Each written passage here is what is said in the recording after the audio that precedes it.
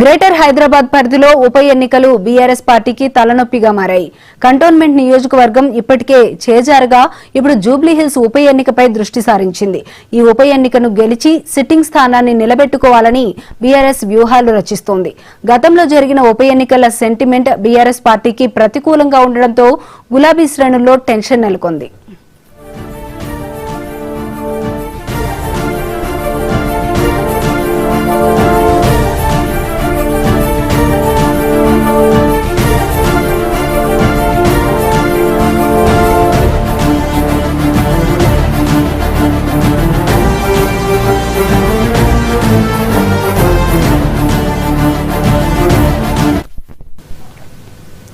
ఈ నేపథ్యంలో మాగంటి గోపీనాథ్ సతీమణి సునీతను గెలిపించాలని కేటీఆర్ పార్టీ శ్రేణులకు పిలుపునిచ్చారు. సానుభూతిని ఉపయోగించుకుని ఎన్నికలకు వెళ్లాలని పార్టీ ప్లాన్ చేస్తోంది.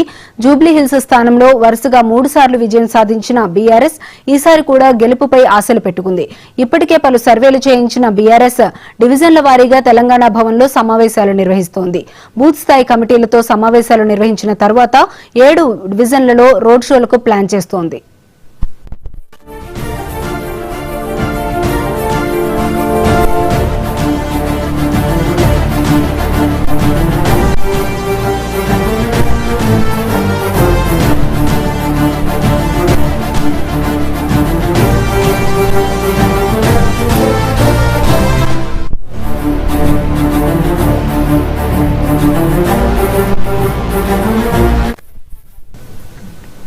కాంగ్రెస్ బీజేపీలకు దీటుగా బీఆర్ఎస్ ఉప ఎన్నిక ప్రచార వ్యూహాన్ని రూపొందించింది.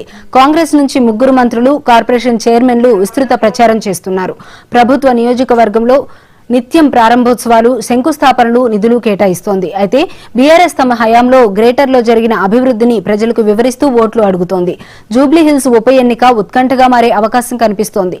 ఇక ఇదే అంశానికి సంబంధించి మరింత సమాచారం మా ప్రతినిధి రామ్ నరేష్ ఫోన్ లైన్ ద్వారా అందిస్తారు. రామ్ నరేష్, చెప్పండి. జూబ్లీహిల్స్ ఉప ఎన్నికలకు బీఆర్ఎస్ ప్రత్యేకంగా ఊహాలు అమలు చేసిన పరిస్థితి ఉందని చెప్పుకోవచ్చు. ఎందుకంటే జూబ్లీహిల్స్ ఎన్నికల్లో గెలవాల్సిన పరిస్థితి బీఆర్ఎస్ ఉంది.